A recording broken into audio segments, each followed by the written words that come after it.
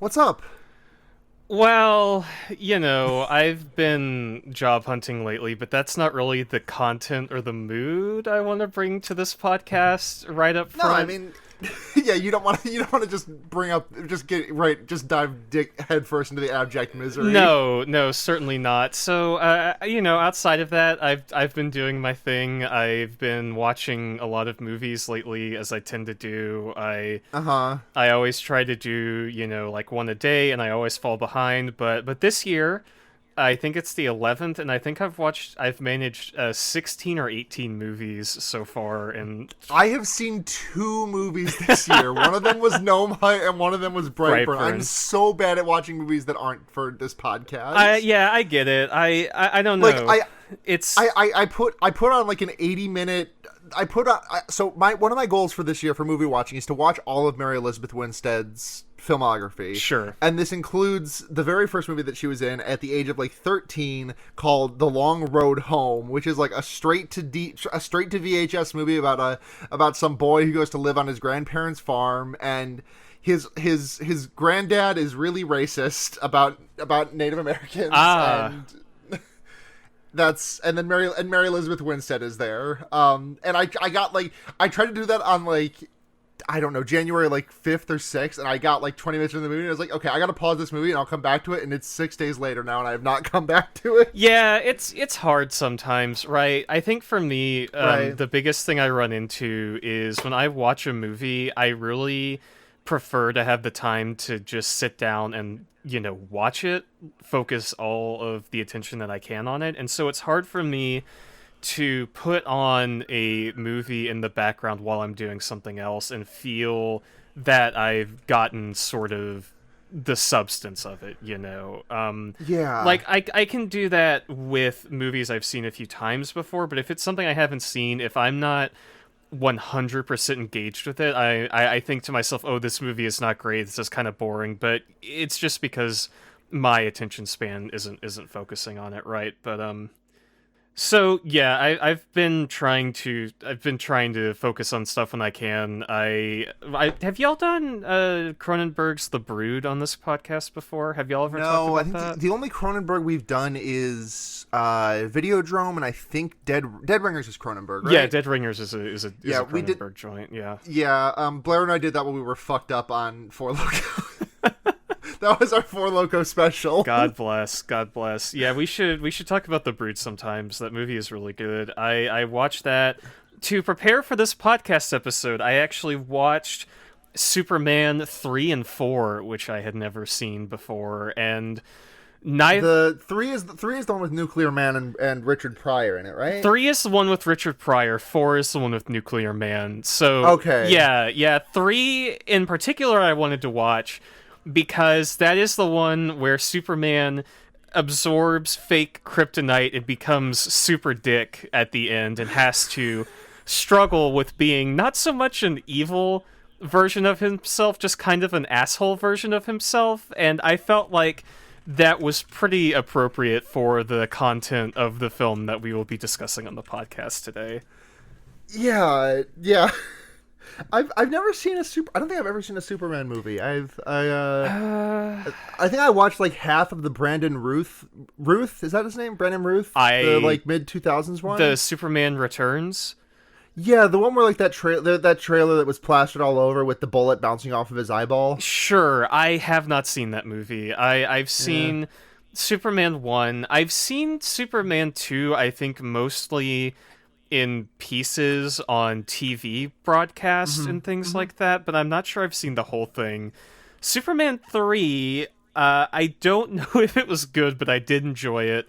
Superman 4 was just kind of straight ass, and I could not recommend it, even though it is very cool. There's a very cool sequence where Lex Luthor attaches this weird flesh bud that he's grown from a piece of Superman's hair and shoots it on a nuclear missile into the sun, which, is like very complex and kind of stupid and contrived, but There is Right, this because Superman like goes to the UN and says, I'm doing nuclear disarmament because you fucks won't. Yes, absolutely. Because a sad little boy writes to Superman and he says, "Dear Superman, why have you not disarmed the world of all of its nuclear armaments?" And Superman says, "You know what? That's a great idea, but."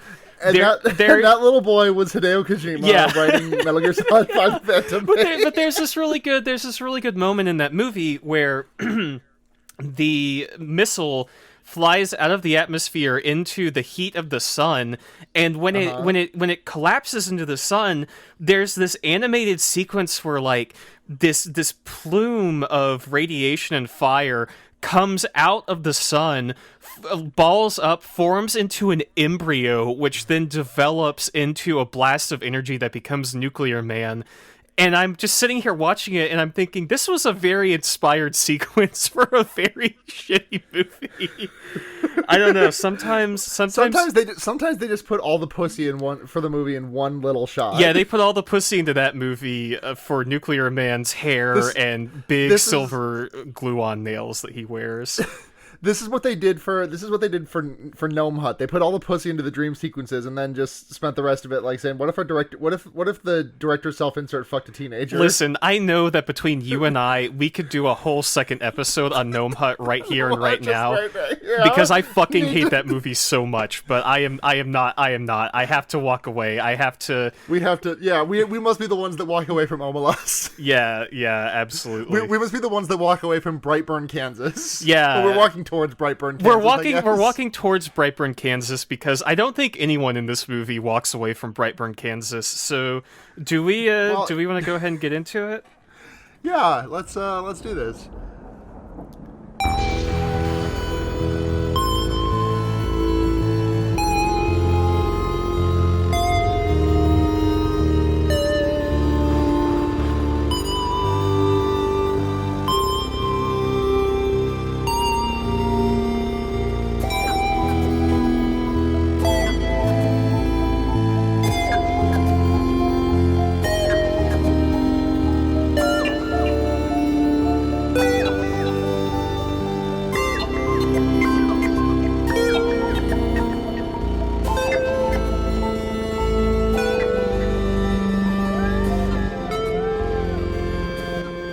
Welcome to Fearbaiting, everyone. It's your number one What If Superman Was Fucked Up Twisted Joker style movie or podcast. What If Superman Was Fucked Up Twisted Joker style podcast. I'm Sarah, and I'm joined by Morgan. Hello. Hi, I'm back. I'm here for your number one Nighthawk's Diner podcast. I am so thrilled. I'm so thrilled to talk about this movie.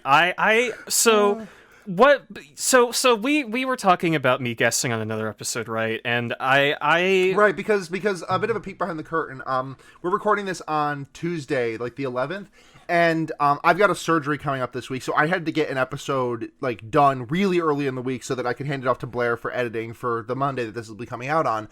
And so I realized, like, on Saturday or Sunday, I was like, oh, fuck, I haven't reached out to a guest or anything. I gotta get this done. And I was like, hey, Morgan, you got Yeah. you busy? I know your job hunting, so I know you're not working. Yeah, totally. So the great thing about this is that this is one that you suggested, right? I think with the exception of the Flatliners remake, everything that I've been on for this podcast has been one of my picks, right? Like all the Saw movies, Ghostwatch and all that shit. But this was yours, and I gotta say, I had a great time with this movie. Yeah, this has been on my So I guess another peek behind the curtain. This show, I have not really. This is gonna sound like a complaint, and I promise that it's not, because I love letting other people pick movies and let people show me things that they want to pick out. Yeah. But I have had scant opportunities to actually pick out a movie myself, because the formula is so often I reach out to the guest, they pick the movie, or they give me a couple of options, then I pick from what they give me. And so the movies that I have like shortlisted for things that I want to watch, I don't really have opportunities to do them. And Brightburn has been on my list for a while, because I have a soft spot for like the idea of what if Superman wanted to kill you? Like, what the fuck are you gonna do about it? Like, that's a scary thing to me. I fucking love that shit. Totally. So the thing about this movie, so I was delighted to be able to do this. I number one, I love coming on to talk about movies I haven't seen, just because I like being able to watch something new. This was a movie that I knew very little going into. I think it was a movie I had kind of dismissed when I heard about it for the first time, because a big part of this film and this film's advertising cycle was banking on, that kind of what if Superman was fucked up and evil, but it was also produced by James Gunn, right? And I'm not coming on this podcast to say that, James Gunn is untalented or he hasn't done good work or that sort of thing, but I feel like when you are advertising something in the year 2019 as being produced by James Gunn of Guardians of the Galaxy, you're angling for a very specific audience, right? And I am not really in that audience. And so I kind of wrote this off, but I am delighted to report that this movie is great. It's a fun time. I mean, I don't know if I'd call it great, but we had a good time watching it. Yeah, the thing is that, everyone now, James Gunn is now the Guardians of the Galaxy guy, and you forget that he, directed Slither, which is, one of my favorite, I think if I, definitely an all-timer as far as, 2000s B horror movie goes. Totally, yeah. That's just a really fun movie. I like that movie a lot. It's easy to James Gunn has become the Guardians of the Galaxy guy now to so many people, and he was for me too until I realized, oh fuck, he directed Slither, and that movie rules. Yeah, totally. He's done some good stuff in the past. So do we? This is not directed by him. He did not direct this one. No, this was directed by David Yarovsky. Who has directed a movie called Night Books and The Hive, which I've never heard of those. No, this is the only film by him I had any awareness of. Do we? Do we want to go ahead and get into it? I think this is a movie where we'll have a lot to chew on as we walk through. Absolutely. So I'm feeling a bit like I'm watching The Witch, the way there's 18 studio credits at the top. At the top of the movie. God. I mean, it's just 5. It's just Sony, Screen Gems, Stage 6 Films, The H Collective, and Troll Court Entertainment. Troll Court Entertainment really knocked me on my ass. Not as much as seeing the Screen Gems logo, though. I think I yelled out loud. In real life, did. Yeah. The horrified sound you made. It starts out with the Sony logo, and I'm like, okay, and the next thing you see is the Screen Gems logo with it's red glass that kind of whirls around and becomes Screen Gems, and I screamed because that is the same logo intro at the beginning of every single Resident Evil and Underworld film, which is where I know them from. And as soon as that happened, I was like, oh boy, we're in for a ride on this one. I've never seen any of those movies, but Screen Gems is a very familiar production company. That's a very familiar production logo to me, and I'm curious what it is that they've done that's sticking out in my head. They've done a lot of they've done a pretty wide range of films, not just kind of schlocky genre movies. But I mostly know that as seeing in succession Screen Gems and Constantine films for the Resident Evil franchise. The devious duo of production houses. Yeah, they produced Pride and Prejudice and Zombies. Okay, yeah. The remake of The Grudge. I think that's the most recent one of theirs that I've seen. Oh, sure, yeah. That movie fucking sucked. That movie was very funny and it was very bad. I'll take your word for it. I still haven't seen any of the American Rings or Grudges or anything like that. The first of The Ring is a good movie. No asterisk needed. Yeah, I like Naomi Watts. I like the original Ring. I would like to see. There's a horse that jumps into that kills itself by jumping off of the boat. I hear this a lot about that film. I know there's a part. Yeah. Isn't that the one where there's a fly on the screen and the guy reaches out and plucks it and it's real or something like that? Or is that the sequel? Yep. No, that's the first one, I think. Gotcha. Hey, so Brightburn. Where do we start? Yeah, here? Brightburn. We start at the Briar House. We get their mailbox, which is an establishing shot that we see 8 times throughout this movie. I wish I'd kept a tally because we see the Briar House mailbox so many times. Yeah, I would go so far as to call it a motif in this film. Yeah, I don't know what for. I don't know what it's meant to accomplish. And we cut inside to see the infertility book on the bookshelf of the characters here it's so weird that these characters are named Kyle and Tori, I think. Yeah. but I'm so unsure because they are almost never like I did not know Kyle's name until 45 minutes in this movie, despite the fact that he is ostensibly one of the protagonists of this movie.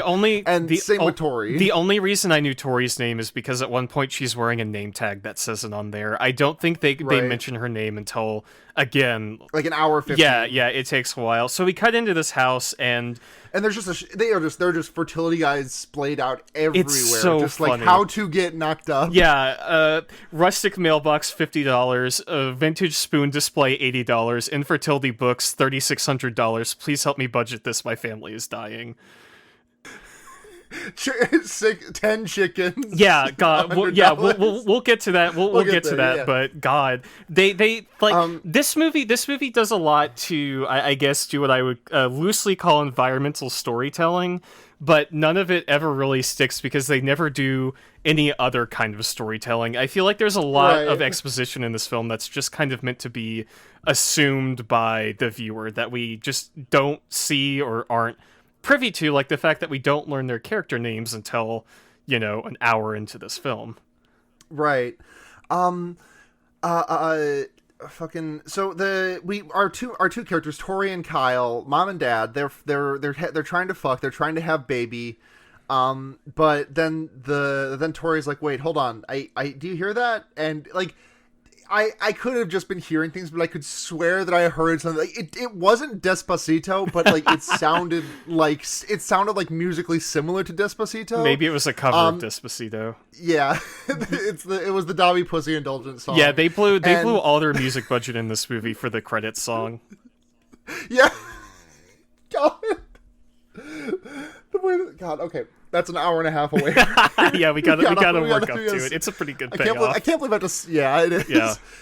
But she's like, oh, I guess I was just hearing things. Nothing's there. And then there's like a huge earthquake, and the lights flicker out, and we see that outside something has crashed to earth in their backyard, and it's this big red glowing smoking mass. And then we get some footage of a baby that they presumably found in the wreckage. Yeah, we like because we see the wreckage, and then we get like our intro title credit sequence over, which is just like a bunch of home footage of a baby growing up. Yeah, this movie assumes that if you're watching this, you're familiar with the cultural impact of Superman. Because and I mean like a reasonable assumption to make. Yeah, totally. But we don't ever see them pull this baby out of the ship except in a dream sequence later, which may or may not be accurate, right? Right. It's just kind of assumed. They also stated explicitly around like the in the middle of the second act of the movie. Yeah, but we don't, just to make sure that we get that. I think it's weird, right? I think it's weird that there's not an actual scene where we see them pull this baby out of the spaceship, but I guess it's not. Yeah. I guess it's not really important. The thing about this movie I do want to note is that it is a what if Superman was fucked up and twisted movie, but I think more than that, it's an evil kid film in the same kind of vein as, The Omen or The Exorcist or like Carrie or that sort of thing, except in this sense, the source of it is not paranormal. The source is this kid is fucked up evil Superman, right? Yeah. We get this footage of the baby growing up, and we cut to 10 years later, and we're at the Breyer farm, and Tori is looking for her son, and she does a little whistle thing with him, like she just like, and then he whistles back at her, just like set up for payoff later. Mm-hmm. She finds him in the barn, and he like does a little jump scare at her, and there are no animals to be seen anywhere in this barn. Oh my god, this is one of my favorite parts of this movie. The barn and the farm itself is implied and assumed. At no point, number one, do we ever. So here's the thing: we know that his mom works at the diner, right? Because we see her with her name tag and her uniform, and I think she's at the diner in one scene. And I guess we're meant to assume his dad works on this farm, but yeah, we never actually see him like doing any farm work. Like, we see him like at one point we see him like dusting off his gloves, like finishing up his work for the day, and he leaves the mowing of the lawn to the son Brandon. Let's go Brandon. I wasn't gonna say anything about that, but I love the implication of farm in this film, because we never see farm equipment, we never see crops. And like this farm looks so dilapidated too. Like this looks like they have not been maintaining No, it. the farm is about 3 buildings, one of which we know is abandoned, and for most of the film, ambient chicken sound effects that we don't actually see, I think, until probably about half an hour into the film, where we see precisely 8 to 10 chickens just walking around, and that's it. We don't see cows, we don't see goats, we don't see crops. We don't hear them either. No, just nothing. This farm is literally 3 buildings, a bunch of land, and precisely 10 chickens, which just tickles me to no end. It's very funny. Right, like they I know I just said this, but I just really cannot get over how, like, visually, like, just speaking in the visual language of film, like, this farm is presented to us as, like, something that has been, like, abandoned. Yeah. Like a thing that they used to do. Like, they still live on the property, but, like, the way that the farm looks, it looks like this is something that, like, their parents did or something. Yeah, and that's never addressed in the narrative, right? They never say, oh, our parents own this place, we can't leave it. The dad never says, like, oh, I used to farm, but now I work at the hardware store. It's just there. And I feel like it raises more questions than the filmmakers intended. Yeah.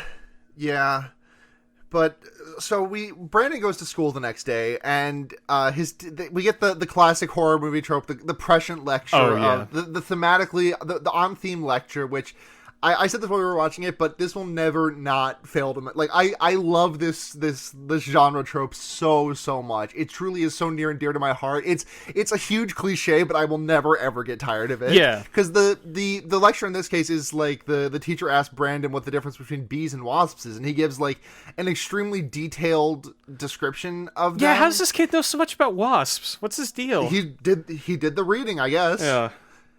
And he just talks about how, like, wasps, like, they trick other species into, like, caring for their young, and then they kill them. And then another kid is like, oh, bro, why are you always talking about maggots? You must be one. Ha ha ha ha. Is that supposed to be a gay joke? Is that a slur joke? Or is it just he's calling him a worm? I think it's just calling him a maggot. Yeah.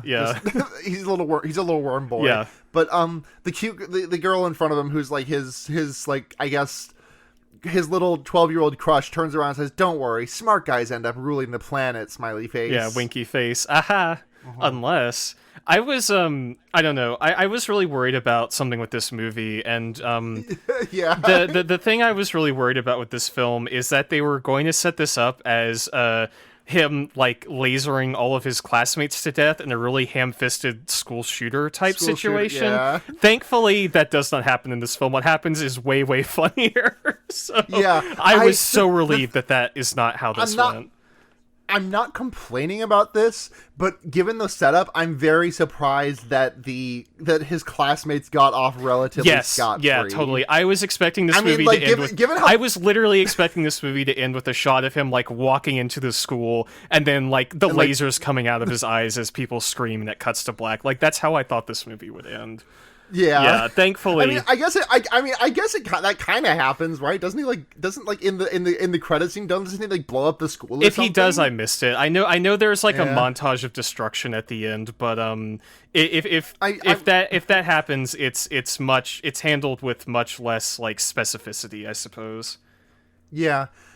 So we cut to later that night, and there's something fucky happening in the barn. It's like glowing red, and Brandon has a seizure about it, but he's fine.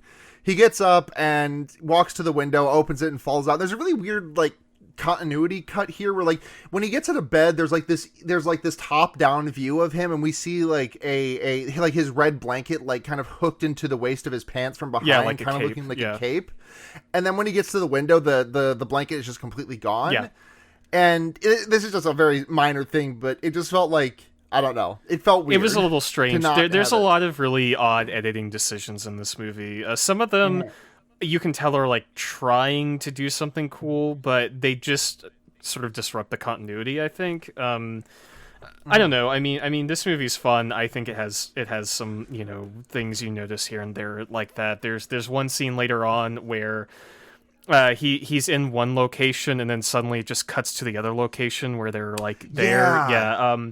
But no. There's also just like a lot of things where there's also a lot of like really small editing things. Like a lot of times where it feels like something should be left to hang for like another second or two, but it just immediately snap cuts away to the next scene. Yeah. It feels a little strange. Yeah, I agree. So Brandon, he has a seizure. He opens the window and he does Tom and Baratheon season 7 Game of Thrones out the window. And Mom Tori is downstairs painting. She hears the thud of him doing Tommen out the window. But she chases him. She like runs after him and is like, "Oh fuck, Brandon, are you outside? Are you hurt? Is everything okay?" She chases him into the barn, and Brandon is trying to open something that's locked shut in the barn. He's like snarling and growling about it. And it's like shake it, like because it's locked with like a they're like a chain and lock, the classic. Yeah, there's this big like double door in the floor of the barn that is apparently a portal to the Mandy dimension.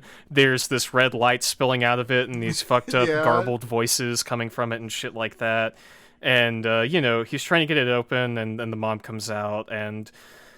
I don't know. She like she touches him on the shoulder, and he's like really freaked out. He's like, "Mom, where am I? What happened? What happened?" Yeah, a lot of like, "Oh baby, you must be sleepwalking here." And I think this is one of the things that I don't think you really cared about it as much as I did, but this is part of the.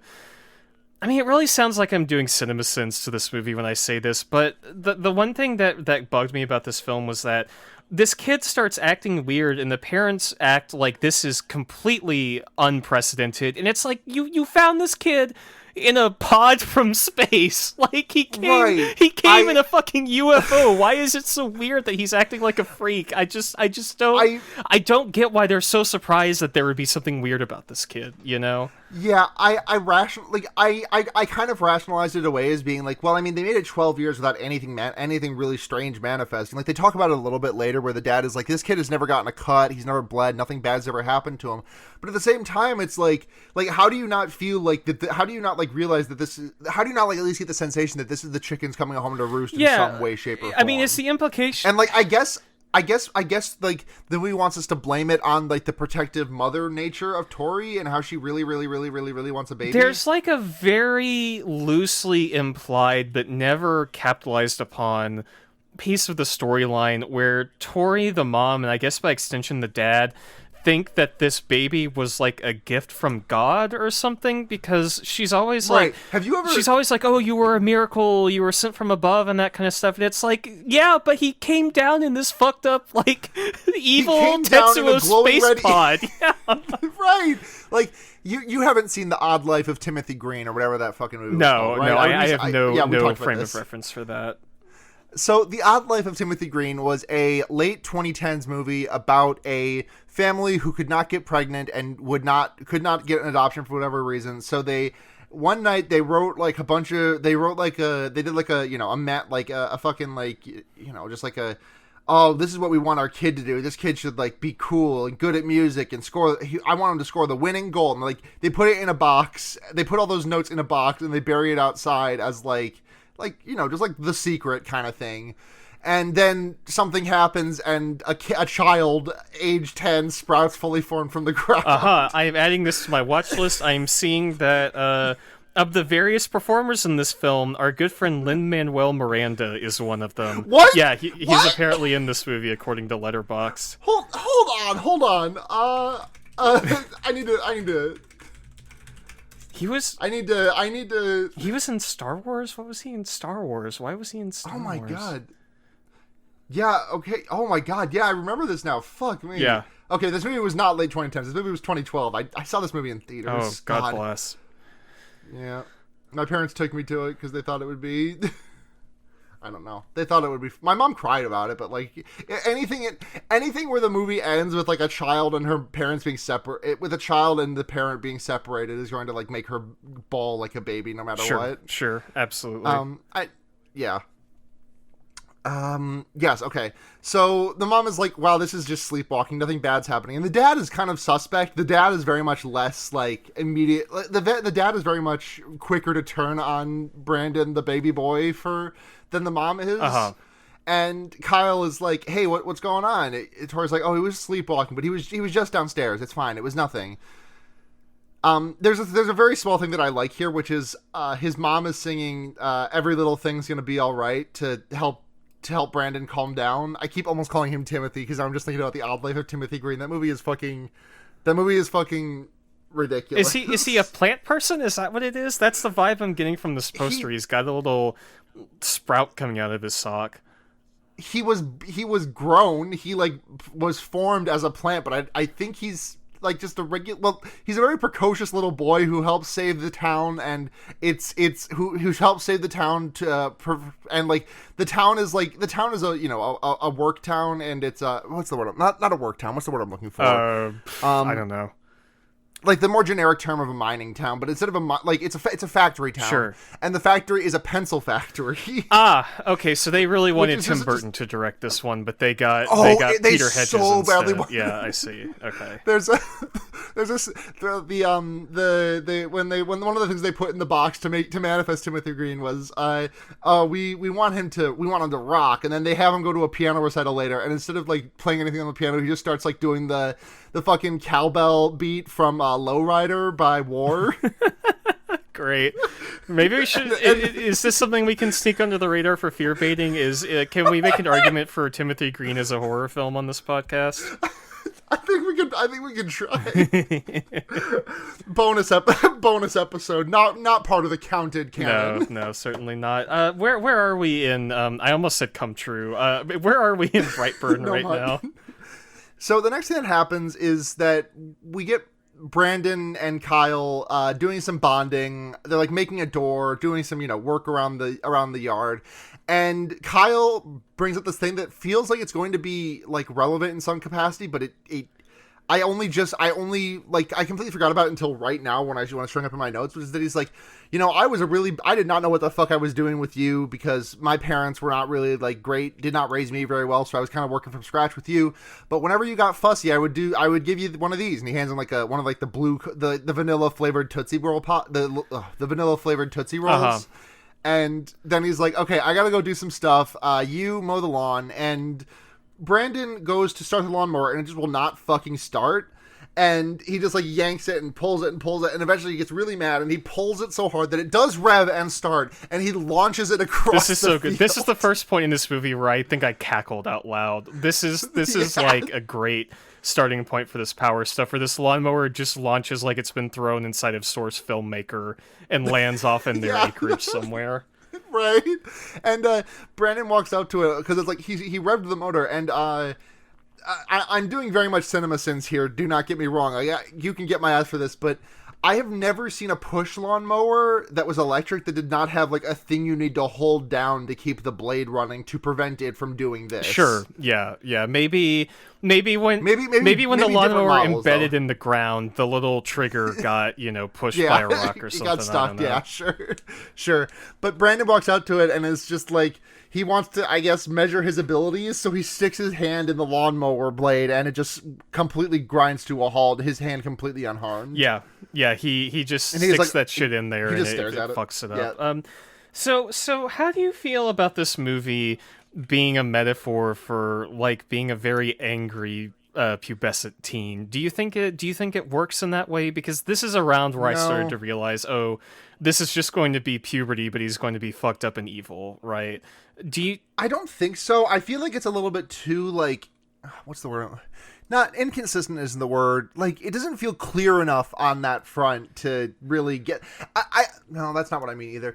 I get what it's going for, I just don't think it does a very good job of it. Yeah, like, it's very... I think it's very clear that is sort of the only through line that this movie has. Yeah. It's, he's, there's a sweet little guy, and then something happens, and he starts being evil and fucked up, and there's that really odd bit where him and his dad talk about jerking off, and then, he does... That scene is genuinely hilarious. Yeah, he does all this shit, and at the end it's like, like, the kid grows up and he kind of betrays his parents, and he's like his own person. But I don't know how much of that is intentional and how much of it is incidental to being a story about a fucked up Superman, right?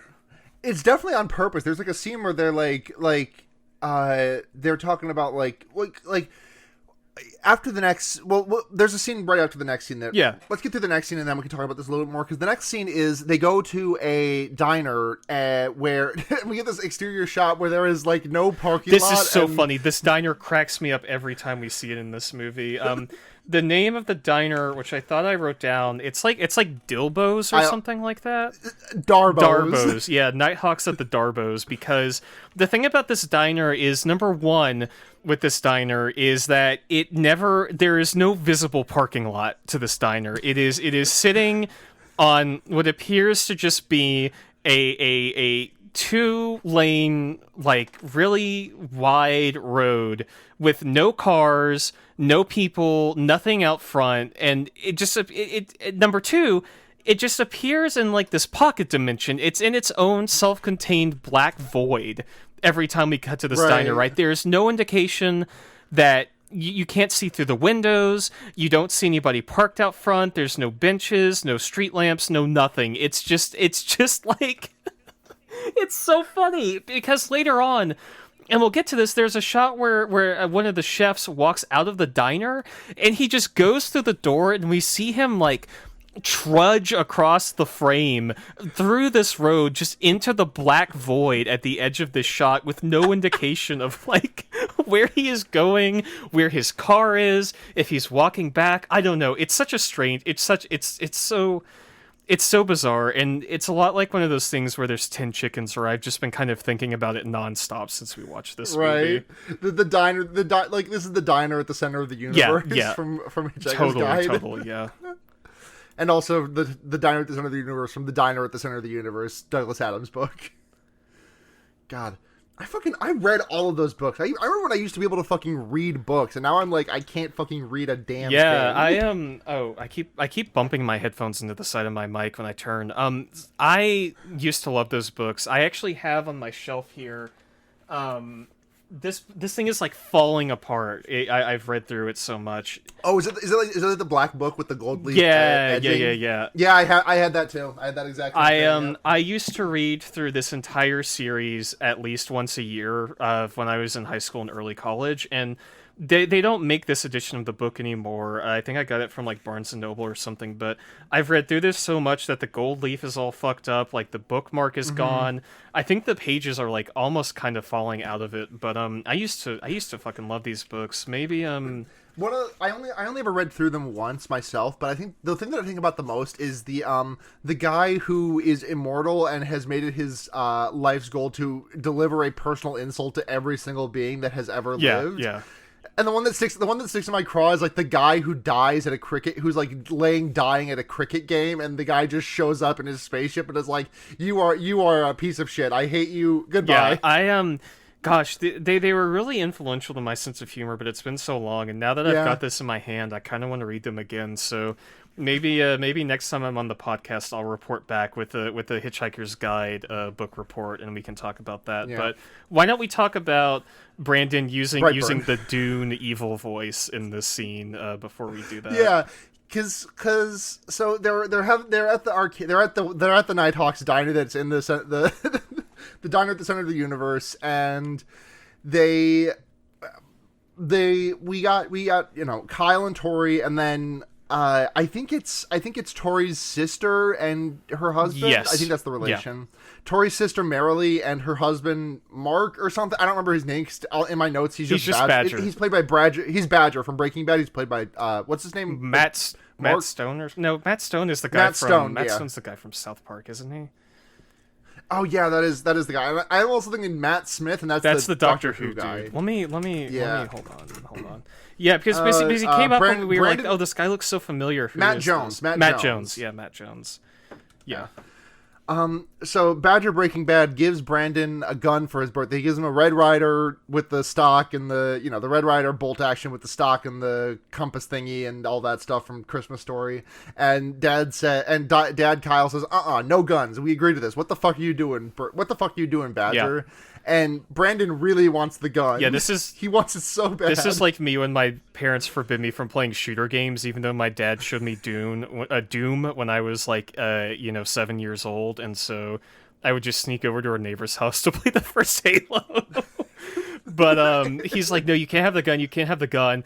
And Brandon's like, give it to me. And you hear like everything in the diner rattle and all that kind of shit. Right, he like bangs the table and it like releases an EMP that shuts down all the arcade cabinets in the background. Yeah. I wanna know what the limits of Brandon's powers are, because in this film, it mostly just seems like he's just Superman, right? He can fly, he has super strength, and he has laser eyes, but every now and then he does something like this, or like releases a burst of like energy or something where you're like, okay, what's up with this kid? He like makes that like fluorescent bulb overheat and explode. Like he does a lot of stuff with light, with energy and light and stuff, which I don't really understand, but it's fine. We'll just have to wait for the sequel, Brightburn 2, where they dive further into that. I can't wait.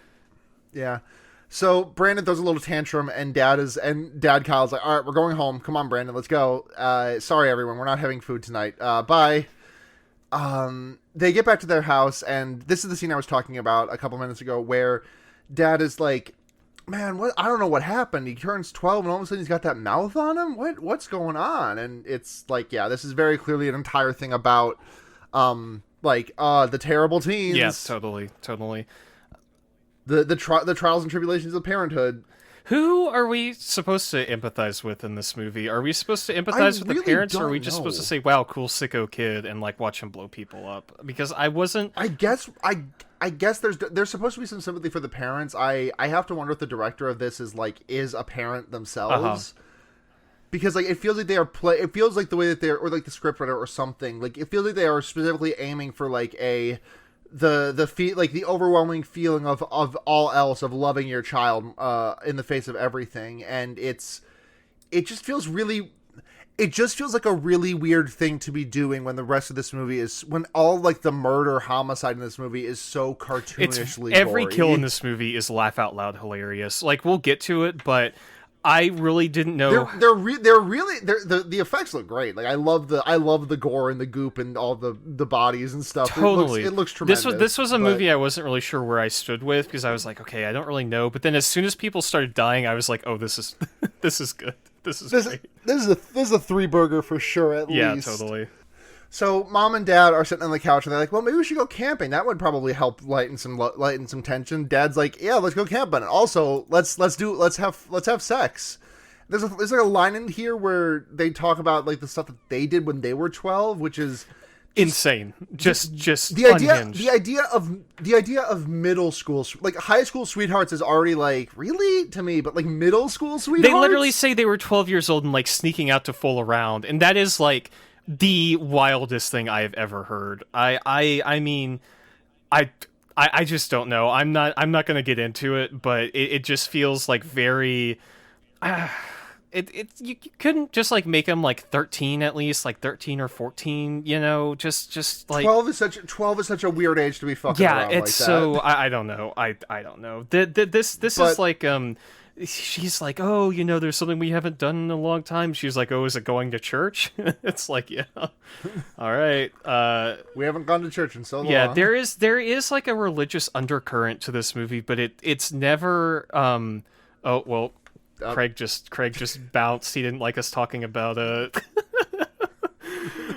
yeah, I don't know. There's like a religious undercurrent to this movie that I feel like could have been fleshed out a lot more, but it's like always there right under the surface. And I feel like the idea of a movie where there is a kid that comes from space, and they think it's like a gift from God, and he's like, you know, a fucked up kind of evil little bastard. I don't know. There's a movie there, but this one never really dives into it as much as it sort of implies that there's that idea here, you know? Yeah, like, and the thing is that, like, the two major evil kid movies that I think of, like, Carrie is also one of them. Like, Carrie, like, skews older. Carrie's, like, 16, yeah, I think, in that, like, 16, Carrie 17. is, like, an evil kid movie, but that movie is more of, like, a tragedy to me, you know? I mean, yeah, it's a horror film, but she is not being an evil kid due to, like, extant, you know, possession or like forces or things like that. She's just like pushed into it by the society. But yeah, no, I get what you're saying.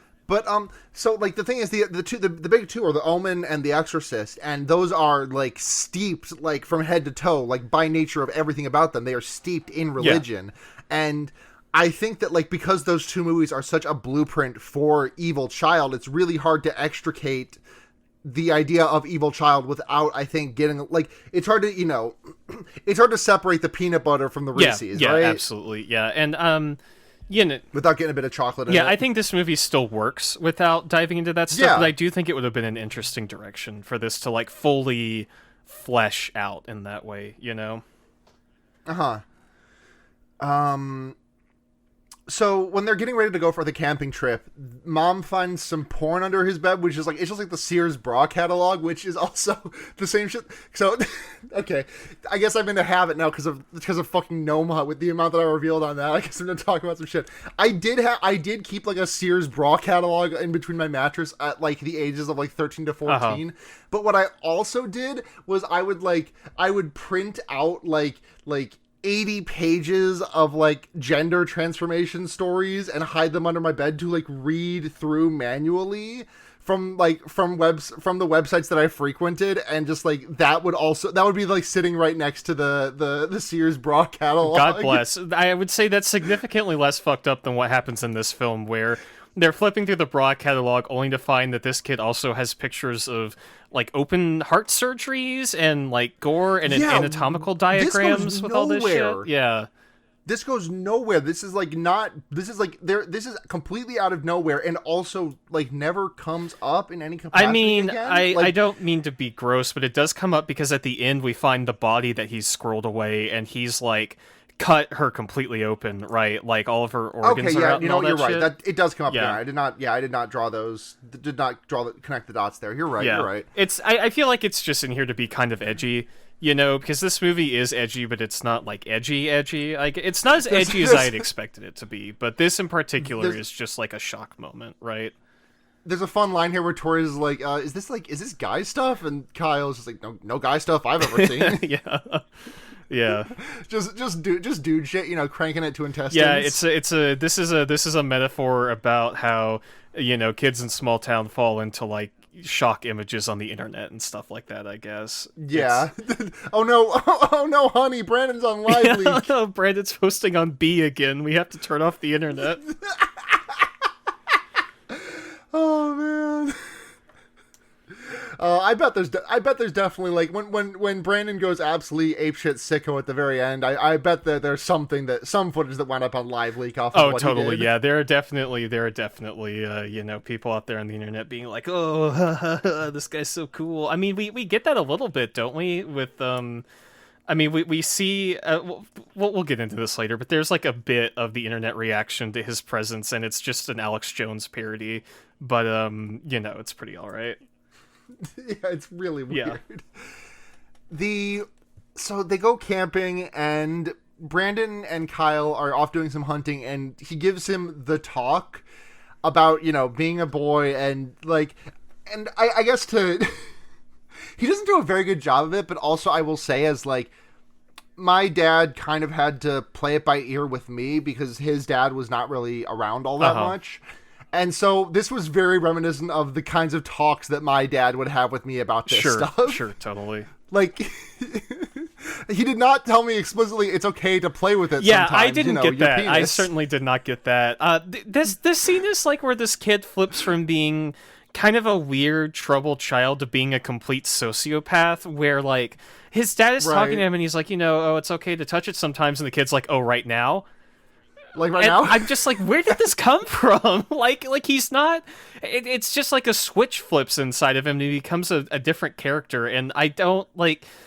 Even if you were turning into a fucked up evil Superman dude, why would you suddenly think it's appropriate to whip out your dick like that? Is he just so sheltered that he has no conception of sex and masturbation, or is he just like right?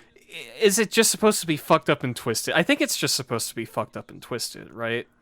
I just get I really just cannot get I don't even read this as fucked up and twisted. Like, I just cannot fathom I guess if I have to find anything fucked up and twisted is the answer I get because it's the closest, but like, it's barely that. I just cannot grab onto anything as to what this scene is doing. It did make me laugh, I have to admit, when the kid is like, Yeah, now? there's some Can I pretty touch good it there's some now? pretty good comedic timing in this scene. The kids. I really like the kid in this movie. What's his name? Let me grab that real quick. I gotta give shouts out to Jackson A. Dunn, I believe his name is. Hell yeah. Shouts out Jackson Dunn. Oh shit! Hold on. He also appeared in Avengers Endgame as Scott Lang, 12 years old, which is I think Ant-Man. that's Ant-Man, Paul Rudd. Born in San Diego in 2003, Jackson's debut into acting was at the age of 4 when he played the Grinch in his preschool play. Hell yeah, get it, King. God bless. Grinch kid. That's so funny. Yeah. So they do the jerk off talk, and this is one of those like really weird cuts that like it's only like an extra second or two that I feel like should have been there, but it really feels like a lot because they pull out to like a wider shot of like the dad getting ready to shoot his gun at something and Brandon just like sitting there, and then like it just immediately cuts to like later that night, and it felt like it really needed a second or two to hold. Again, the editing is just so strange. Yeah, totally. But so mom wakes up in the night and is like, "Oh shit, where's my son? Where's my beautiful baby boy?" And Brandon's not there. But we cut to the house of the girl who was nice to him at school, whose name we later learn is Caitlin. And she's sleeping, and but she wakes up because her not Spotify. I wish we'd gotten like a closer look at the interface of the music. Yeah, they keep it just in the background enough that it's kind of blurry, so you can't see if they're using like actual Spotify or like a fake Spotify. You know, I would have liked to see more of that. So she closes her laptop, but then it opens up while she's turned around, and then she closes it again and puts some books on it, and then she looks out the window, and there's like a fucked up guy. It's Brandon hiding behind the curtains, and then her mom comes in and turns the lights on, and there's nobody there anymore because Brandon left. He's back at camp. It's fine. He's drawing the cool S, the cool B, and it's just the Bloodborne logo. It's just like an AKA the Berserk sigil. The what the fuck? I was thinking about it's the Mark of Sacrifice, right? Isn't that? Yeah. The Mark of Sacrifice. It's like brand of sacrifice. Yeah. Two angular B's back to back, and it is just straight up like that symbol, but just without the without the open space at the top, right? The Brandon of Sacrifice. The Brandon of Sacrifice. It all ties together. Damn. It's Brandborn. Brandborn. Yeah. Fuck it. Why not? So, Brightburn, Bloodburn. Take your pick. It took me so long to figure out what Brightburn referred to in this movie because right. they never. I don't think they ever really established it, and finally, I just had to piece it together because the school is called Brightburn, and we see Brightburn on one of the police badges that the town is named Brightburn, but I don't. Right, the town is just called Brightburn. It's Brightburn. Yeah, Kansas. if they ever established that, then I completely missed it. If they did, I also missed this. So it's late at night back at the farm. They're back from camping. Everything went great. Everything went great. They had a super fun time camping. But they get back and the chickens are all freaking out. They're like barking very loudly. And they're like, "Oh fuck!" Kyle like grabs the gun that Badger tried to give Brandon for his birthday, and walks over to the coop because he thinks it's a wolf or something. But then he gets there and it's just Brandon standing there staring at all the chickens. Mm-hmm. He goes back inside, but then like later that night, mom and dad find a bunch of dead chickens in the shed. That's their livelihood. All 10 of those chickens, they must get like 12 eggs a day or some shit like that. Right. Like that's it. Like that's the whole farm. The entirety of farming that we see in this film are these 10 chickens, which are immediately just torn in half straight down the middle. They come back and I think the dad's like, or the mom's like, oh, the wolf must be back. And the dad's like, I don't think the wolf did this. So whatever this is, open the door, and like rip these things. And doesn't he say that he thinks it's Brandon at this point? Like he says it's Brandon because of the way that the chickens were freaking out earlier. And he's like, a wolf could not break down this door, like bust open these hinges and do this to these chickens. And hit the mom, and Tori, the mom, is like, But our son Yes, yes, he can. He's from it's like, space. He came from space. I guess this movie just exists in a world where superheroes aren't, where like Superman and stuff does not exist. Which, I mean, I guess that's fine. If Superman existed if Superman existed, like if the comic book of Superman existed in the world of Brightburn, that would be Yeah, fucked up. one of those things that really turns your brain inside out, I think. So he fucks up these chickens, and I think the next thing I have in my notes is just eye lasers, where he shoots his eye lasers for the first time, but I think there may be something in between that, right? Well, what we get next is my next note is about the trust fall circle that they do at school, where it's just a bunch of kids standing in a circle, like it's like a trust fall, but it's in a circle, just people like catching and then pushing you to the next person who catches, then pushes you. The girl Caitlin, whose house he went to last night, she like lets him fall and then refuses to help pick him up and calls him a pervert. It's kind of funny. The teacher is like, you pick him up or you fail this class, and she doesn't want to fail, so she reaches out her hand and grabs it, and he crushes it and then breaks it at the wrist. Like also. Just liquefies her hand, just completely turns it to mush. And again, no real reaction from the mom here. Like the girl's mom, Erica, who was also a waitress at the diner, which actually before I get into this, there's one thing that I wanted to say about this movie that I really like, which is that it genuinely feels like a small town. Like, I think the fact that, like, one of the kids' moms is also like someone that they know by name and also like works at the local diner and like brought them their food a couple of scenes ago. I just think it like really makes it work as it really does feel like a small town. Yeah, absolutely. Like the way they interconnect these characters is very well accomplished in that way, where it's such a small cast, but at least in terms of the narrative connections, they handle it very well. Very much so. Erica, the mom, wants that kid fucking arrested, which is just really, really she funny. wants that twink obliterated, certainly. Yeah. Get the Mr. Sheriff, Mr. Electric, send this child to the electric chair immediately. Yeah, she wants this kid dead. It's fucked up. It is like, and the mom gets in a really good line here where she says, like, yeah, if roasting a 12-year-old is how you get your sleep at night, then go off, I guess. Yeah, get her ass. Yeah, totally. What's the next scene? L plus ratio plus I'm going to melt your head with my laser eyes. So this next scene, Tori confesses to Kyle that the night that he was sleepwalking he was not actually downstairs. He was in the barn instead.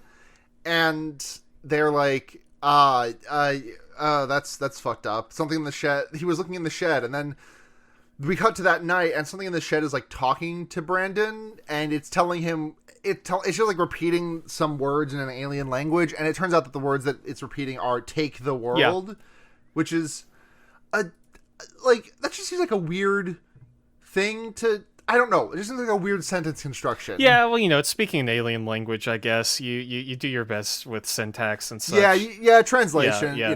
Transliteration will never be translation. Yeah, and so this is where this movie gets good, I'll say. This is where it picks up. Yeah. So,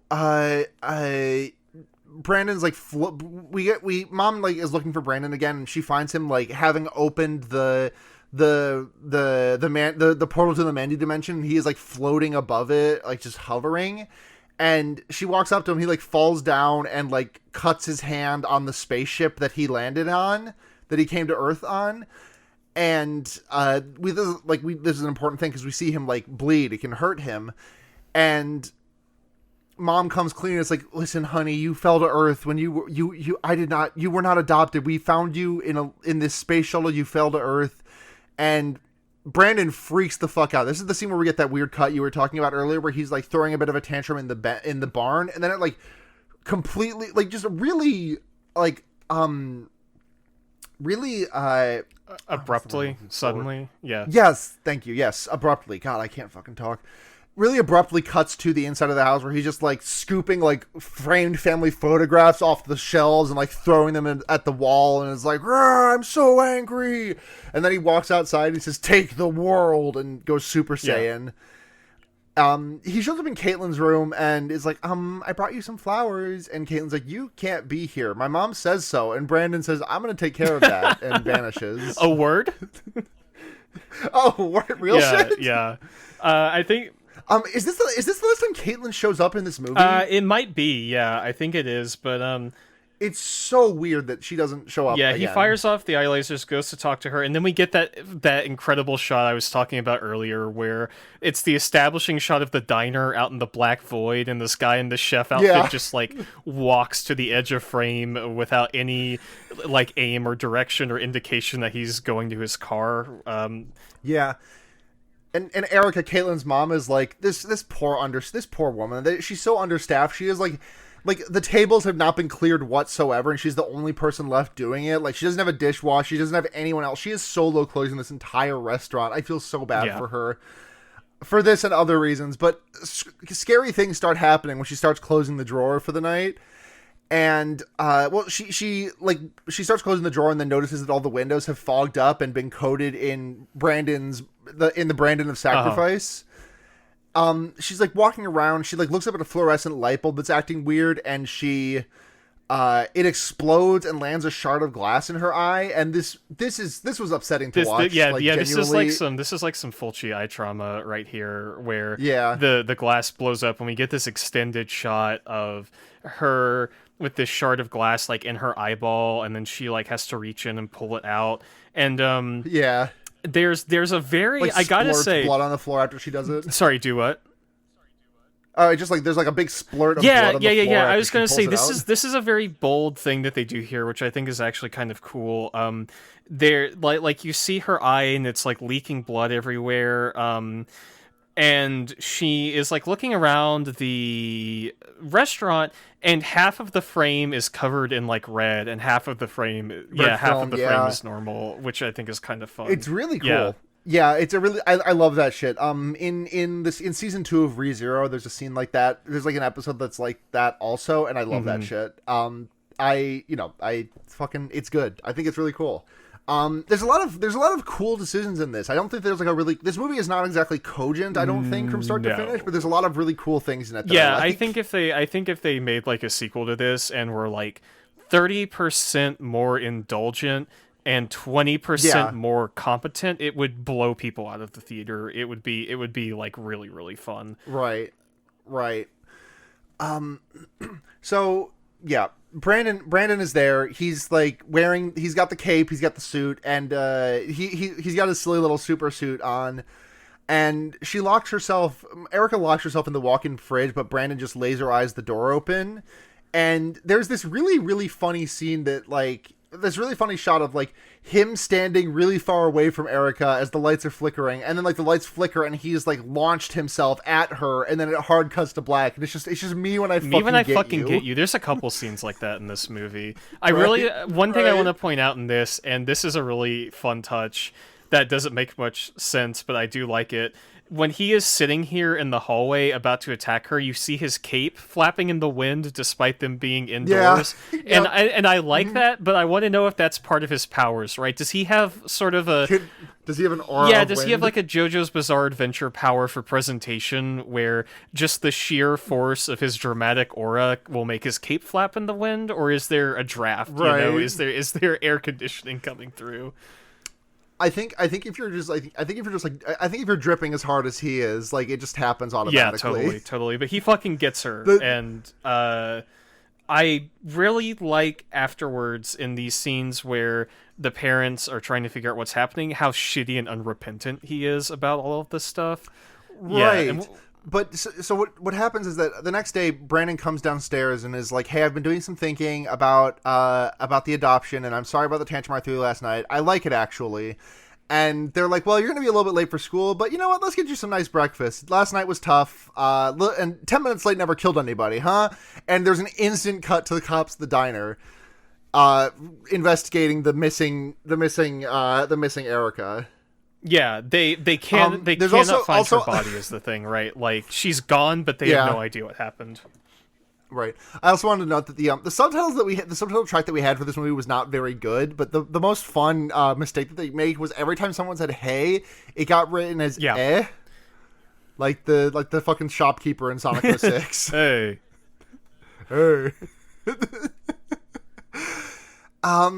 They So Brandon has to go to counseling at school because of, I don't know why. Just because he's like, fucked up why, and troubled, and I don't know. I think his dad's like worried she about says him or something. something. Yeah, she said something about having to report. The counselor, who is Marilee, his aunt, Tori's sister, is like, I have to report my findings to the sheriff tomorrow. And oh yeah, because it's like, because he like crushed that girl's hand. Right. And he says that he knows. she's talking to him a bit kind of candidly about the fact that he's like not from here, and he's very much like, well, I think I know that I'm something superior. And he says sometimes when bad things happen to people, it's for a good reason. Yeah, this is where he's completely unrepentant, and this is where I started to like this kid. Like, this movie, right? This movie just goes all in on making him an asshole, and I think it's kind of fun. Nothing redeeming about this child. It's very fun. What if the kid had fucked up vibes or whatever? Like, everyone roasts dads for not being involved with their children, but what if the kid had bad vibes or was unpleasant to be around? Yeah, exactly. We go to later that night, and Kyle is playing pool with his buddies and having a couple of beers at the bar. And this is when we learn his name for the first fucking time, literally halfway through the movie. And they're talking about how Erica is missing, and Kyle's like, damn, maybe my son is a fucking monster. That'd be fucked up. He says goodbye to Badger, who like drives home after. He's like, oh, you want me to drive, bud? It's you had a couple of drinks. He's like, dude, I'm fine. And he drives home. It does turn out he was fine. He did drive perfectly fine. Yeah. We cut to Marilee's house, who's doing some laundry. She gets like a motion alert from her backyard, which turns out to be Brandon, who like nakedly threatens her about talking to the sheriff about things. He's like, that would be very bad for all of us, especially you, if you talk to the sheriff. And like, she's like, well, I can't really do anything about it, so bye. And this is a really funny scene of like him just standing at the door, not leaving, and she's like just like peeking through the crack in the door, and just like, well, like, I guess I'll close it. Guess I'll close it. She hears another motion alert outside, and like goes outside to check on it.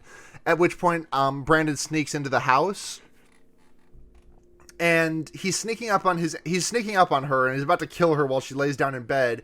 Badger gets home, and Brandon is like hiding from him, doing a bunch of like fucking goofy ass hiding. Like, there's a scene of Badger brushing his teeth in the bathroom, and Brandon is doing the reverse cabedon on the wall, like Spider-Manning up at the top of the shower stall, which is very funny. It's a good shot. And Badger like catches him before anything can happen. It's like, bro, you are being so fucking weird. Why are you in my house? Get out. I'm driving you home. And Brandon doesn't like this and just fucking blasts him into the door of his garage. Then he tries how does this roll out? He tries driving away. Yeah, I don't know. I think he's like trying to drive to Kyle and Tori's house to be like, hey, your son is being fucking weird. I don't know where he is. I hope he made it back home. But Brandon like brakes his car, and it starts like breaking down, and the lights like flickering, and Brandon's just standing there in the middle of the road in front of it, floating there in the middle of the road. And it's like, and Badger's like, nope, nuh-uh, get in the car, let's go. This isn't happening. Come on, get in the car. At that point, I would not let him get back in the car. Like, as soon as he threw me against the garage wall, I'm like, all right, kid, you're on your own. I'm not fucking with this. Yeah. Brandon picks up the car and like by the rear bumper, and like dangles it so the thing is like directly perpendicular to the ground, and just drops Badger, and Badger's face hits the steering wheel and fucking explodes. Yeah, this is really fucked up and gross. He's like in the wreckage of this car, and we see his face, and his entire bottom jaw is just hanging off. Like, yeah, it's so it's gross. Pretty nasty, and Brandon like reaches a finger in and like gets some of his blood and uses it to draw the Brandon of sacrifice on the ground as like a calling card, and Badger like survives briefly but then bleeds out and dies. Brandon walks in at home shirtless and lies through his teeth and says, I was playing soccer and I was getting bullied, and no, I will not give you my clothes to launder. I will do the laundry myself. And Kyle is like, he's fucking lying. He's lying through his teeth. Something bad is happening here, and Mom is just continuing to refuse to believe any of it. Kyle, this is Do you want to take the dream sequence? Oh yeah. This part's great. So this is where my notes kind of thinned out because the movie got a lot more engaging to watch. So Uh-huh. shit happens. The dad goes to bed eventually, and he wakes up, and there is a huge open space in the side of his room. Right, there is a big open area where there's these trees coming through, as if part of the wall's been taken out, and it's just a path into a forest. And so he gets up out of bed, he walks into the forest, goes through a clearing, there's all these trees, and in the middle of this clearing, he sees the pod that Brandon came down from space in. And it is this really like rough metal construction. There's all these bits popping off of it. There's little red lights that kind of pulse on it. And next to it is Tori. She's standing there, and he walks up, it's building suspense. And Tori turns around and she's like, "Oh, look, it came from the sky. Oh, all of our prayers are answered." And as she turns around, you see that there's this little baby wrapped up in like red fabric, right? Like a quilt or something. And Right. And she like starts bleeding from the eyes. She gets that like Silent Hill like death kind of thing, the Lisa Garland where all the blood comes out of her face. And she turns around and what's his name? Kyle looks down at what she's holding, and you see inside of this swaddled mass, hooded and shadowed, the bottom of a baby's face, which looks red in the light. And as he's looking at it very slowly, these two tiny red glowing eyes open in the shadow of this baby's face, and then the baby fucking gets him. Like in like a split second, you get this baby face, and the baby just launches out of his arms and attacks his throat, and then he wakes up. Right, the shot of the baby's eyes being opened is one of the funniest things I think I've ever seen. Not to mention the part where he jumps out of the arms and attacks him. It's so good. It is. I mean, it's maybe my favorite moment of this whole movie. But yeah, I just the image of the baby's face. We got to put that out on the Twitter or something so people can see that. Yeah, absolutely. I'm gonna do that. I'm gonna do that right now. Hell yeah. Hold on, let me just take a quick looking at the image it's again. So funny. It's so funny. It's like the image of Jon Snow from the Game of Thrones where he looks like he's a 40-year-old baby. Yes. Yeah, it has the same vibes. So after the baby fucking gets him in the dream, we get to the next day, and Mary Lee is at the hospital and sobbing because her husband Badger is dead. And she's like, did he drive drunk? And they turn to Kyle, and he's like, he had like a beer, he had a couple of beers, but like he like uses a really weird word to mean schlitzed here. Like he wasn't ripped or something, which is not a term I've heard for drunk, but like, I mean, you can use pretty much any word in that context, and I would be like, oh yeah, you mean drunk. Yeah, totally. And they go home and they tell Brandon that Badger died, and he's like, I feel like you want me to cry about this. That's very emotionally manipulative, and I'm penning a call-out post immediately. But, like, seriously, the way that he just says, I feel like you want me to cry about this, is so fucking funny. Very good. Like, I cackled. Yeah, it's very good. He's such a little shit, and I think it's great. Kyle is extremely suspect that he did something, and they get into a bit of a tussle. Yeah. And Brandon shoves Kyle through a wall and like just knocks him into it, and Kyle's like, I need to find this fucking shirt and show you something. And he finds the shirt, and like Brandon hops out of the shower and is like, hey Kyle, hey Dad, what are you doing in my room? And Kyle like hides the shirt and is like, listen, I'm sorry about before. I'm just very agitated about my friend, my buddy, my brother-in-law. He was my friend. I was just really upset. And Brandon's like, oh, cool. So Kyle shows the shirt the bloody shirt to Tori, and she's like, well, that could be anyone's blood. You, on the other hand, you let your best friend drive drunk, and now you're blaming our son for it. I will never abandon our son. I will never abandon my perfectly normal baby boy who has not been doing evil things. He's never done anything wrong. He's perfect. He's just a little guy. I mean, he is a little guy, and he undeniably a little guy for sure. Yeah. Did we talk about the Sugar Rice Pops mascot? Did we want to address that on the podcast? Oh, I completely forgot. Yes, yeah, because that's the scene. So there's a generic cereal box, and like, speaking of Breaking Bad, there's something that I think about a lot that I think Vince Gilligan talked about in like season 3 or 4, around that, like in an interview around season 3 or 4, where he talks about how like, have you seen Breaking Bad? Yeah. Mm-hmm. Yeah, so they only have name brand stuff in the show. Like they have like actual like Cheerios. It's not like, Loopy cereals or whatever or anything. Totally. And Vince Gilligan was like being like occasionally Vince Gilligan would get comments that was like, "Wow, they must pay you a lot for all the sponsorships." And he's just like, "I mean, I just do that stuff because I feel like it's more distracting to have like Fruitios instead of Fruit Loops or something." Yeah. Here we have Sugar Rice Pops, and the mascot appears to be a very rotund, almost completely circular bull with big, googly eyes and a tiny, tiny cowboy hat hanging off of one horn. And it is the only thing I could focus on in this entire scene. It is like right in the center of the frame where they come to talk to this kid about the guy dying. Yes, it's so fucking funny. Like the way that it's drawn looks like the cow kind of has a monocle too. Yeah. It's because of one of the other eyes is so far on the other side of its head that what a look that would be. Cowboy hat, cowboy belt, monocle, nothing else. You're good to go. It kind of looks like the one of the cows from Home on the Range. Oh yeah. The sissy hypno the main cows. Cow. Yeah. Yeah. It's what the movie is about. I'm not editorializing. I know. It's literally about cows getting hypnotized. Okay, it's not about them getting sissy. You don't know that. We're not privy to the internal monologues of these cows. It is them it is a movie about them getting hypnotized by a handsome sexual cowboy. All I'm saying is they get hypnotized and there's a lot more swinging those udders around, That's all I'm going to say on this podcast. Home on the Range was Jungle Book for a new generation. Fuck.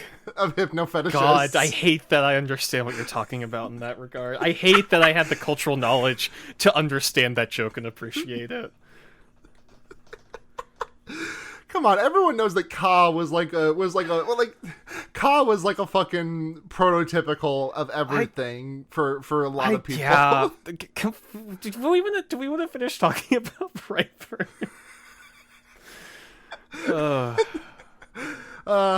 Shouts out to Shere Khan from that movie. I think Shere Khan was like the first tiger that I ever was the first tiger that I ever saw. Hell yeah. I think. God bless.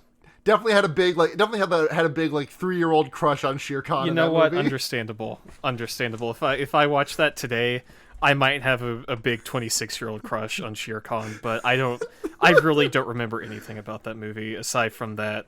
The bear is there, and there's the more I talk about it, the more I remember. There's the orangutan. Yeah, there's Baloo the bear, there's Bagheera the panther, yeah. There's King Louie the orangutan who sings "I Want to Be Just Like You." Yeah, it's all coming back to me now. Okay.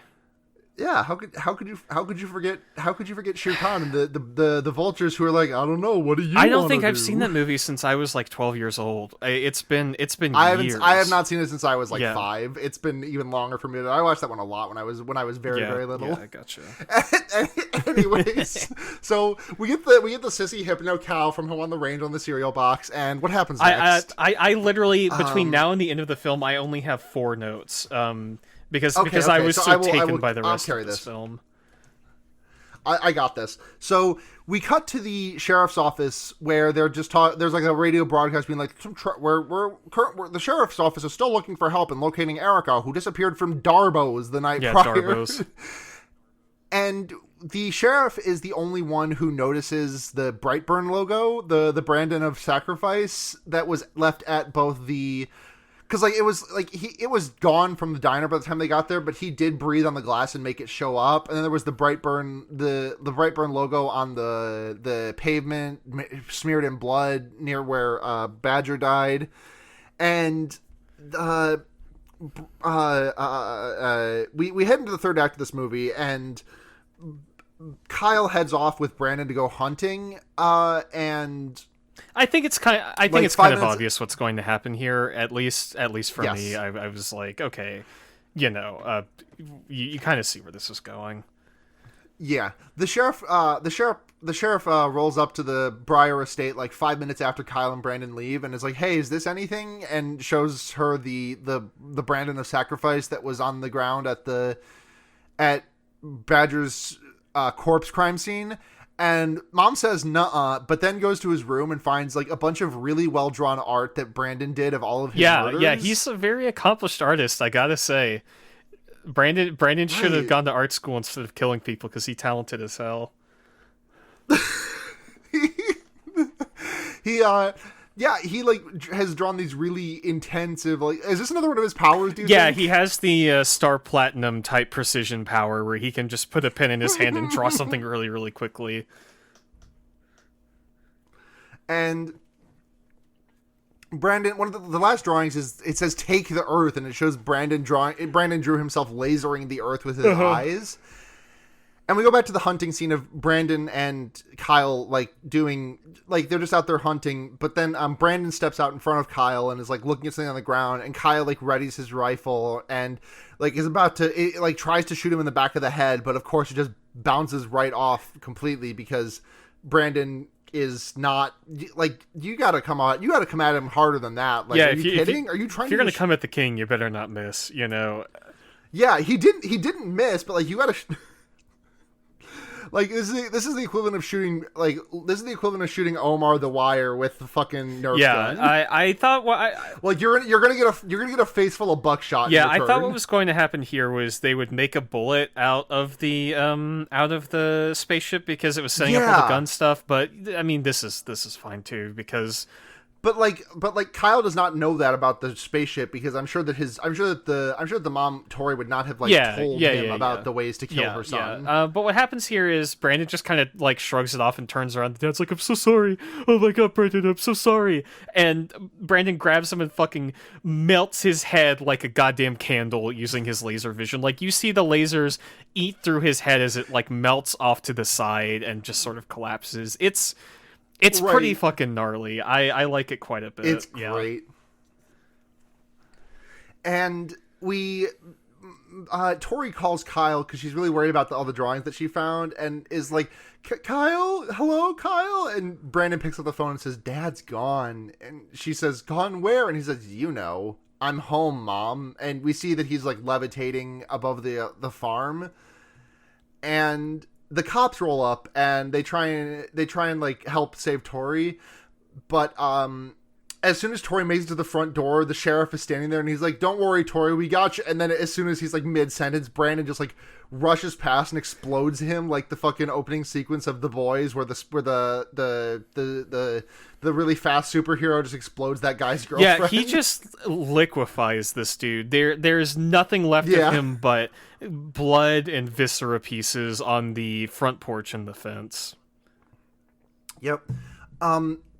There's another officer there with the sheriff's office, and she's trying to hunt down Brandon, but Brandon just, like, fucking grabs her and ragdolls her like she is fucking Interactive Buddy and just bangs her against the ceiling and, like, throws her to there's the a really good ground. shot where we see the mom hiding, and in the background you just see her bed, getting sloshed around like she's been shaken up in a jar. Like, ragdoll. Yeah. Tori is like, "Oh, fuck, I know what I have to do. I have to go to the barn," and she heads to the barn. She goes to the spaceship that managed to cut Brandon earlier in the movie, and we find the dissected Erica that we talked about earlier. The, like, cut to pieces, Erica fucked up, twisted in pieces moments. She takes a piece of the spaceship off of it and starts, like, looking for Brandon, and she does the whistling thing again from the start of the movie, and she finds Brandon, talks to him, and was like, "I never stopped loving you. You are a blessing. I love you, my little baby boy, my bouncing little Bobo Gungus." And he says, "That's the name of the diner, isn't it, Bobo Gungus?" Bumbo Gungus, yeah. He says, "I want to do good, Mom. I do." And they hug, and she says, "You will always be my baby boy," and tries to stab him, but he catches her arm and before she can actually stab him, and like flies her up into the sky, and hangs out there for a minute, and just drops her into the to the earth. I bye bye, honey. So this is the end of the movie, and he drops her to the ground, he looks up ahead of him, and he sees a plane flying towards him, and this motherfucker commits 9/11 too. The end of this movie is this kid committing the second 9/11, just straight up. And Brandon, like, we get, like, that we don't actually see the plane exploding, we just see him, like, looking at it, and then we cut to, like, the next day when there's, like, the plane of the wreckage being recovered from the Breyer Yeah, he estate. drops the plane on his own house, and it blows everything up. Yeah, probably also destroys the spaceship that he came on, if I had to guess. So, you know, he's just I guess we'll have to wait until Brightburn 2, see what shakes loose. God, I want Brightburn 2 so badly. I also want a Brightburn that is unmoored from the necessity to tell an origin story, right? I just want this kid going sicko mode. Yeah. And Brandon left the Brandon of sacrifice on the wreckage of the plane, and we get like some audio broadcast being like of the radio just being like, oh, when there was a tragic accident today when a plane exploded over Brightburn, Kansas, and it killed the Tori and Kyle Breyer, including all 227 passengers aboard. They are Tori and Kyle are survived by their son Brandon. He's like smugly eating a cookie sitting on like the step stool of the ambulance. And then bad guy Billie Eilish starts playing as we get, like, this end credits. The ending of this movie is so stupid, but it's so good. We get an end credits montage of a bunch of like news footage from various networks covering like the mass destruction that Brandon is wreaking on the town of Brightburn, and the news broadcast have like labeled him Brightburn, just named him after the town he's from. I guess. Yeah, why not? Like, weird name, but whatever. And I do want to reiterate the just bad guy Billie Eilish is playing over this whole thing. Like when the dun dun dun dun dun dun dun dun dun, when that kicked in, I lost my it's so good. mind. And then there's like a conspiracy theory guy who's like an Alex Jones, who's like a very obvious Alex Jones send up, and he's credited as something really stupid in this. Because his show is the Truth Bomb, so he's the big truth, I guess. It's Michael Rooker as Alex Jones essentially, and he's like, oh, the government. Hold on.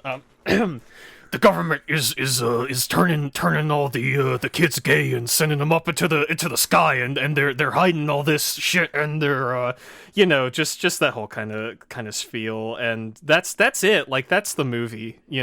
I like I said, I was really scared this was going to do a school shooting thing. I'm really glad that instead they just had him crash a plane. You were really worried he was going to do a school shooting, but instead of just yeah, well, I feel like that's more appropriate because this movie, this may come as a shock to the listeners at home, is not well constructed enough to perform nuanced commentary on the hot topic of school shootings in America. So I think if that had happened, I would have just been depressed and embarrassed by it. That would have been this movie punching way above its weight. Instead, it only slightly punches above its weight and ends on the dumbest and funniest and best needle drop possible. Yeah. I still can't fucking believe Billie Eilish. It's so funny. It's movie. So funny.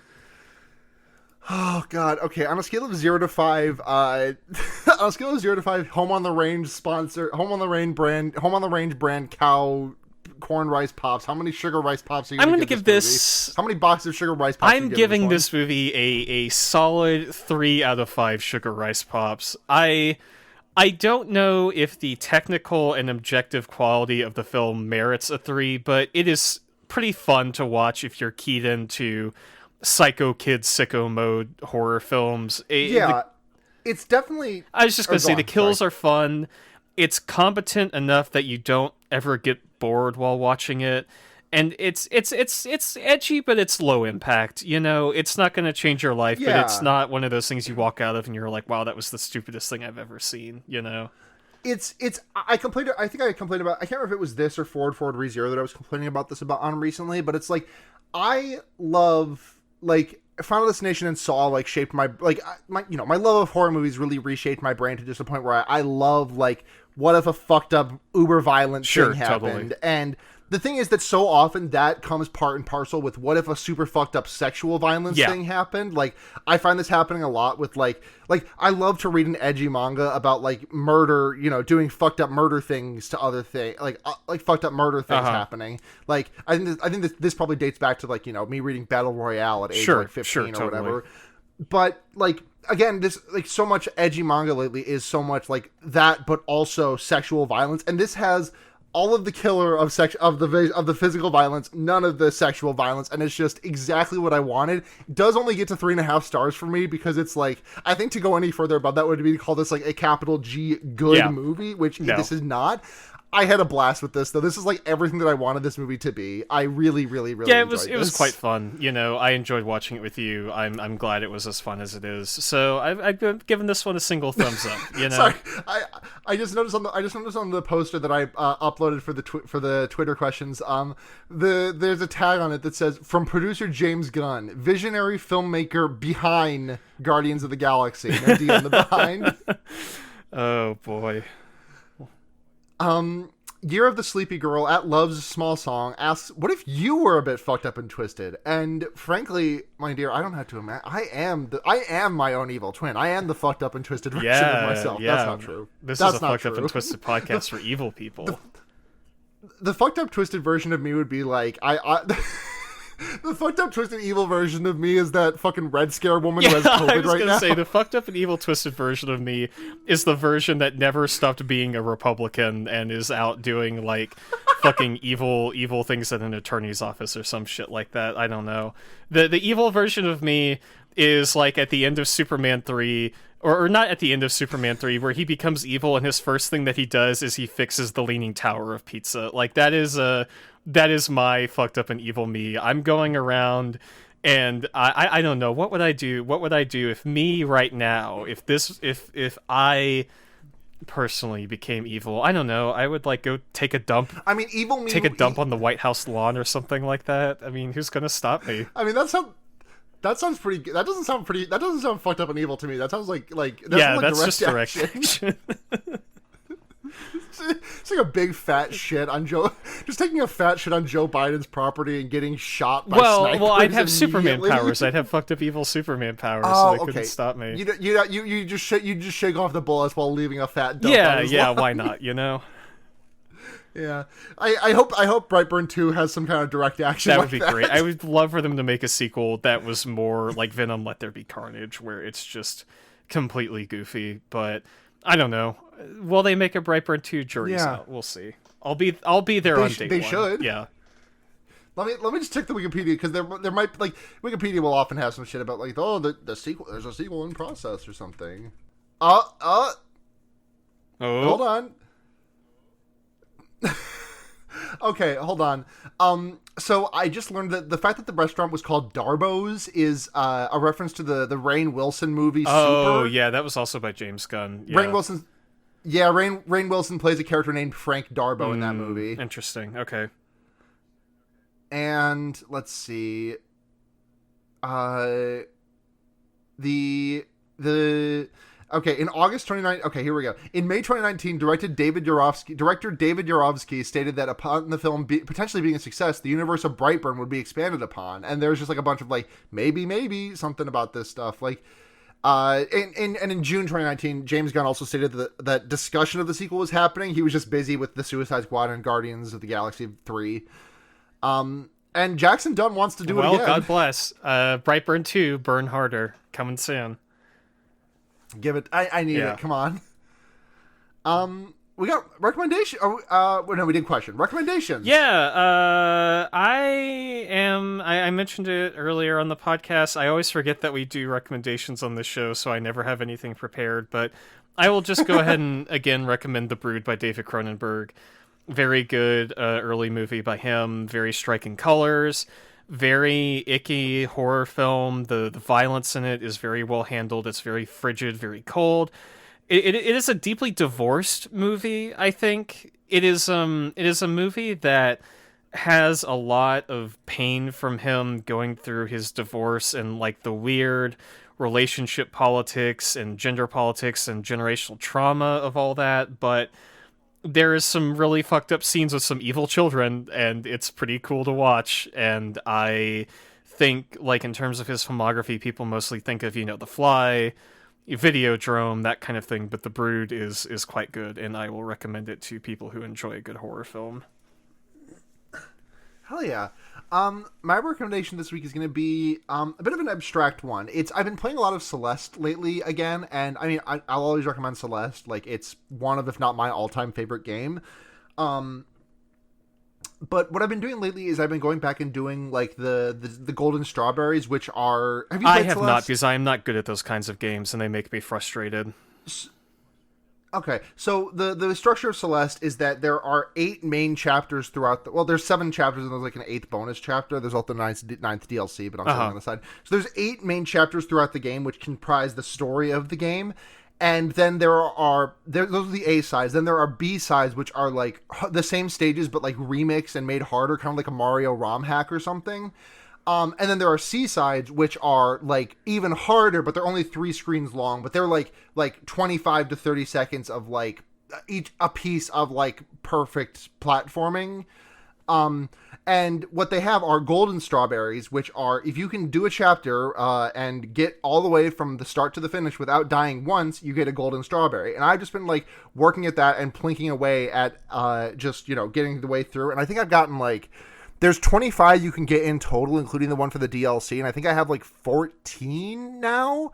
I've just been very much enjoying just like working at this challenge, just having something very hard that I'm just kind of like pecking away at day in, day out. So I guess my recommendation this week is to challenge yourself. Do something that's like hard but fun and rewarding.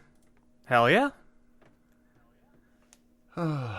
I think that's everything. So, Morgan, where can people find you? Yeah, I'm on Twitter at Cursegoat. I'm on Letterboxd at Sewerpeak, Peak. I keep meaning to change that, but I keep forgetting to do it.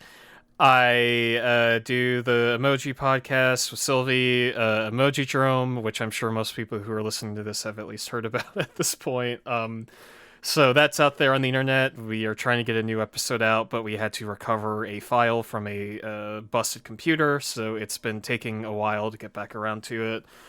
Other than that, yeah, I recently released a tiny little zine with 5 of my movie reviews I wrote last year, if that sounds like your kind of thing. I'm hosting that on itch.io, I think just under the username Cursegoat, whatever the sort of combination of URL is that you have to get there, itch.io/cursegoat or whatever. So maybe check that out. And I am also in Texas if you'd like to hunt me down and find me. You can find me there in the state of Texas if you want to do a whole most dangerous game type situation. But I guess that's it. How about you, Sarah? You can find me on Twitter at Sunhatzhenya, SUNHATZHENYA. But you can also find us on Twitter at Fearbaiting. You can also support the show on Patreon if you'd like. The Patreon is back up and running in the new year. $1 a month gets you early access to the episodes when we get them up early. We get $5 a month for your. Hold on, I have a message from patrons. This is $5 a month lets you send a message into the show for reading. $10 a month gets you all that stuff plus little. $10. Okay, sorry. $5 a month gets you your name right on the podcast, and you can send a short message into the show. $10 a month says, $10 a month lets you make us watch a movie of your choosing at gunpoint. And so, thank you very much to Paul Moran, Paul Bechtel, and Luna Wolf. We love you all so much. If we are so graciously hosted on the Noisepace.xyz network, where you can find so many other great podcasts. It is so wonderfully curated and led by the Podfather, Matt GameCube. We love him. And our intro and outro music is done by people you meet outside of bars. You can find more of their work by heading to gaygothvibes.online. This episode and most of the other episodes are edited by Blair. Find him on Twitter at BlairKitch. Thank you so much, Blair. And if you want to listen to more of me, you can listen to my other podcasts, such as Special Grade Snacks, which will be coming back soon whenever that movie gets a publication. You will be getting a you can listen to Henry Kissinger's Pokemon Going to Die. It's a Leftovers podcast that infrequently updates. You can listen to the Wonder Years and Animorphs podcast, and you can listen to my new podcast, Forward ReZero, a ReZero watch along podcast. We just recorded episode 4 pretty recently. I think it's a pretty good anime. I think the show is good. Like, the podcast is pretty good too, so I recommend it. You know, I mean, I'm biased, but you know, what can you do? But I think that's going to be everything. So until next time, I'm Sarah. I'm Morgan. And remember, you can put a fucked up guy anywhere. Good night, everyone.